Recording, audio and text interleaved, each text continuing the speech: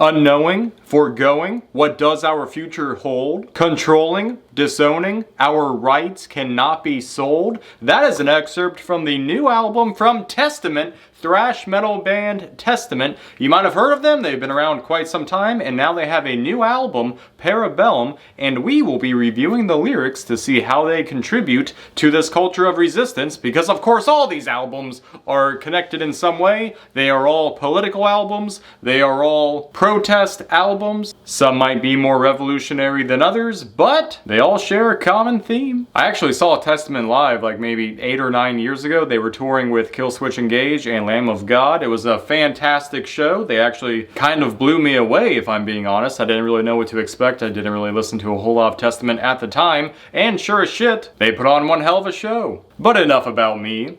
Let's talk about you. Like and subscribe if you like the vibe. Check out the Patreon account down below. And more importantly, definitely check out some of our other reviews of more protest music, political music, revolutionary music. And if you guys are in the market for some thrash metal music, consider checking out this album, Bellum. Starting off with track 1, we have the song For the Love of Pain, which is a gleeful opening to the record. So there is a curse that stems from the hunger of tyrants, whose lies murder logic, and whose twisted pleasure reigns for the illusion of control? Because the cruelty is the point, the cruelty is the message, the warning to others need better incentive structures. But overall, the track is just calling out the thirst that tyrants have, their lust for power, and how they continue to perpetuate that power using rather brutal tactics, both as a method of seizing that power, but also maintaining it through the capitulation of the people.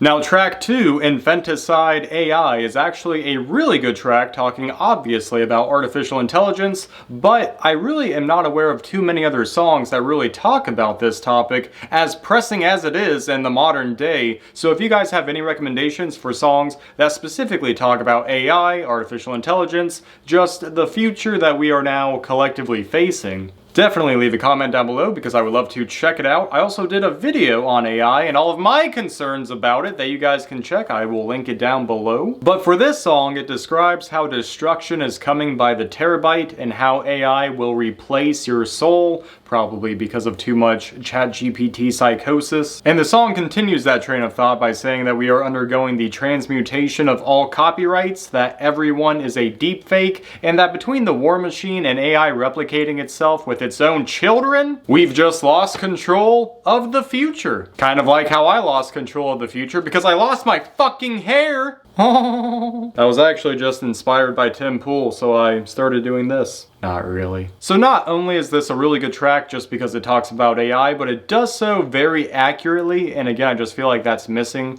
from a lot of the political and social discourse that comes from a lot of these albums. And for as long as these guys have been around, you gotta give them credit for keeping their finger on the pulse, or on the binary code, or however the kids of the future communicate. Skipping down to the song Witch Hunt, this one is also a rather interesting topic, talking about people in positions of authority conducting an investigation, burning and drowning all the witches they find along the way. But of course, in this endeavor, there is no moral compass, there is no righteous reason for them to be doing this, it's just them executing their power and authority over others. And it's hard for me, at least, to listen to this song and not think about Trump weaponizing the DOJ against his political opponents, including people like Comey and John Bolton, who actually helped them quite a bit early on in the first Trump presidency. Now, of course, he's going after law firms and he's having all these corporations bend the knee to him so that they don't compromise their huge conglomerate mergers. And just like we discussed on that first opening track, the cruelty is the point. That's why you have these ICE raids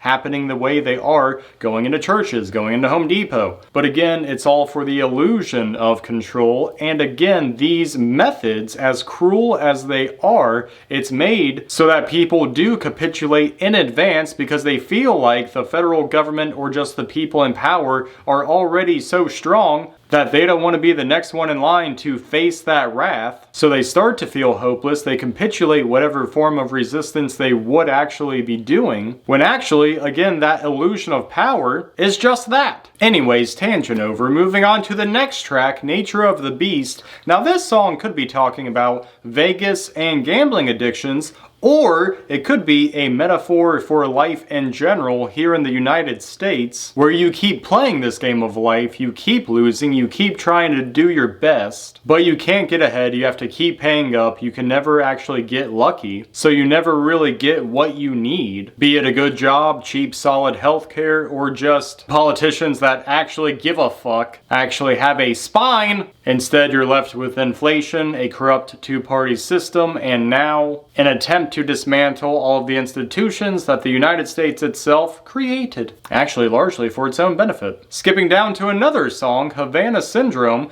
This is an interesting one, just explaining the effects of someone undergoing Havana Syndrome, which, if you guys don't remember, this was something that was happening to a lot of US diplomats overseas in various countries, but most notably where it got its name, Havana, Cuba, where various government officials were succumbing to headaches, tinnitus, just various sorts of physical ailments that just went unexplained. Allegedly, the CIA investigated and said that it wasn't some kind of foreign adversary, because it was probably them. But it was a very interesting phenomenon. It went on for quite some time, and I tried to do a bit more research into it prior to shooting this video, and I just kept getting this headache, so I never really got around to it. And after Havana Syndrome, this brings us to the final song of the album, Bellum, the same song that we used for the excerpt of this video in the beginning. In this song, it describes a mob climbing up the walls of a corrupted institution. And there's an excellent line, I thought, that read, "The hatred that's being broadcasted is unclear by the deceptive voice that cloaks their own fear." Which, to me, this line really highlights the insecurity that those who are wealthy, those who are well-connected, those who have the power, they are just making sure that they are broadcasting as much hate as possible to the masses, so that it just kind of becomes this static, right? It becomes this noise that then just generates more hate. It gets the people divided. They start fighting amongst themselves. You got to keep broadcasting that hate so that they keep fighting as a way of cloaking their own fear, because of course their biggest fear is that the people stop thinking in this binary code of good versus evil, when really it's just you versus your neighbor, and start focusing on the people at the top, you know, the people who actually have the means to make genuine progress when it comes to legislation, when it comes to governments, when it comes to institutions, and actually put in place things that will actually benefit everybody instead of always just themselves. Because of course that is their biggest fear, and that's what we need to strive for, right? And that's why I have this wall of music, because I believe at least that even if we disagree politically, you can look at this wall and we can find common ground in just our own music taste. And it turns out that every album on this wall is saying the same thing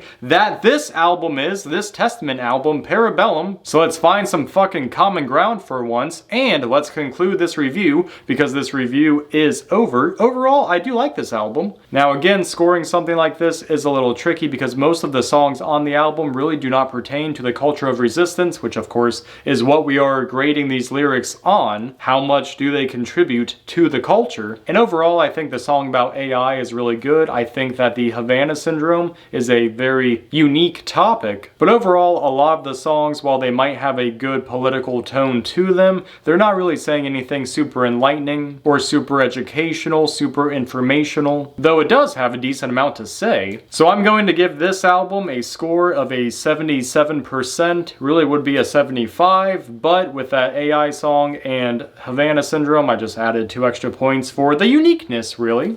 Great, my furnace is kicking on. Well, I'm just gonna let it run, but what was I saying? Oh yeah, the recommended songs. So track 1, For the Love of Pain, and then the last track, Bellum. I would recommend either one of those songs if you've never listened to Testament and you want to check them out. And speaking of checking out songs, definitely check out some of our other reviews. We have Jer, we have Grandson, Moonwalker, Chevelle, Rise Against, Rage Against the Machine, System of a Down, Jesse Wells, the list goes on. And alright guys, that concludes this review. Let me know what you thought of this review in the comments down below. Hit me up with recommendations for the wall. And of course, like and subscribe if you like the vibe. Check out the Patreon account. And until then, we will see you guys on the next video. So stay well, stay safe, stay informed, and we will see you then.